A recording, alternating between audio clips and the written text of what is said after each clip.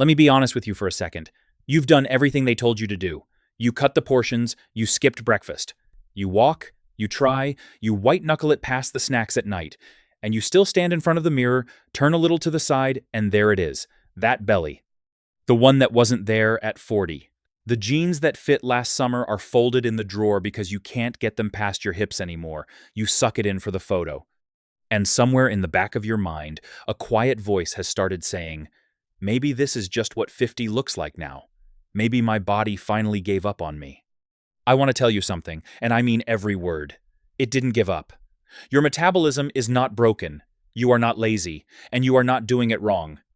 You're just running a fast that was designed for a 30-year-old's body, inside a body that stopped working that way years ago. Nobody told you the rules changed. So today I'm going to show you exactly what's happening inside you, hour by hour, when you fast. And by the end, you'll know the one reason the belly hasn't moved. It's not what you think. Here's the picture to hold on to. After 50, your body is like an old house with a good furnace. The furnace still works, it just takes longer to kick in than it used to. A young body switches from burning sugar to burning fat fast. Yours warms up slow. Remember that. It explains everything. Let's start the clock. Hours 0 to 4. You just ate. For the next few hours, you're full, and your body's busy. Your meal turns into sugar, it floods your blood, and a hormone called insulin shows up to deal with it. Insulin is basically the lock on the door of every fat cell. While it's high, energy goes in, and nothing comes out. So if you've ever wondered why you can't seem to burn fat right after eating, that's why. It's locked. You're not doing anything wrong here. Nothing's supposed to happen yet. The house is just running on today's groceries. Hours 4 to 12. This is where it gets hard, and this is where almost everyone over 50 quits. A few hours in, the meal's gone. Things go quiet. And then your stomach growls. You get a little snippy, and your brain goes, the easy food is running out. Eat something. That feeling? That's not starvation. I promise you it's not. That's just your body asking for the easy stuff it's used to. What's really happening is your liver quietly opening its backup supply to keep you steady. You're not wasting away. You're spending savings you put there on purpose. But here's where your age actually matters, and where it stops being your fault. A younger body burns through that backup fast and gets to the good part quickly. Yours, with a little more insulin resistance, drains it slower. So the moment you've been waiting for, the moment fat finally starts to burn, is coming. It's just running late. And if you eat before it shows up, you never get there. Hold that thought, because it's the whole game. Hour 12. Now the backup runs dry, and your body has a choice. Quit or open the vault. And you're built to survive, so it opens the vault. Scientists actually have a name for this. They call it the metabolic switch, and a 2018 review in the journal Obesity laid it out plainly. Around the 12-hour mark, your stored sugar runs out and your body finally starts pulling from fat. Insulin drops to the floor, the lock clicks open, and for the first time all day, your fat cells start handing over what's inside.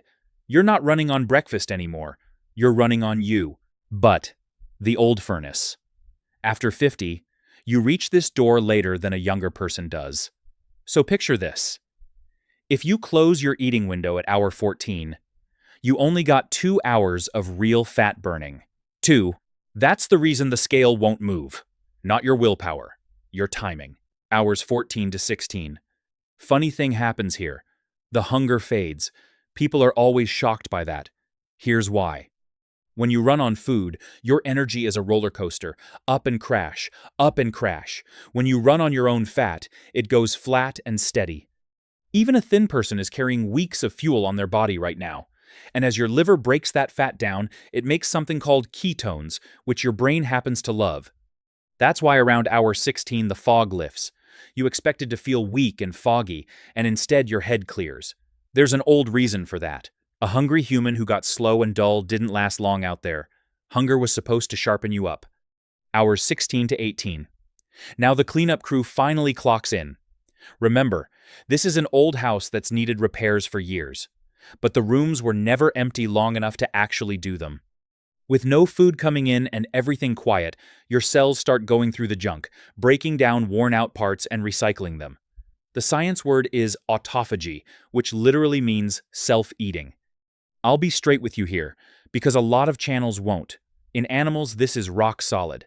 In people your age, we're still learning exactly when it peaks, so don't let anyone sell you a magic number.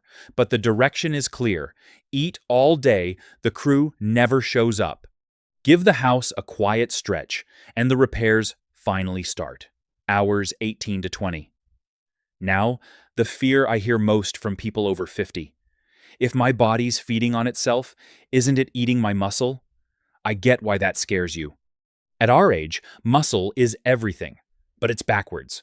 As the fast goes deeper, your body actually releases growth hormone to protect you. One well-known study in the Journal of Clinical Endocrinology and Metabolism found a 2-day fast pushed growth hormone up roughly 5-fold. Think of it as the foreman standing in front of the support beam saying, "Burn the firewood, leave the structure alone." Your body's not going to tear down the walls to heat the house when there's a woodpile out back.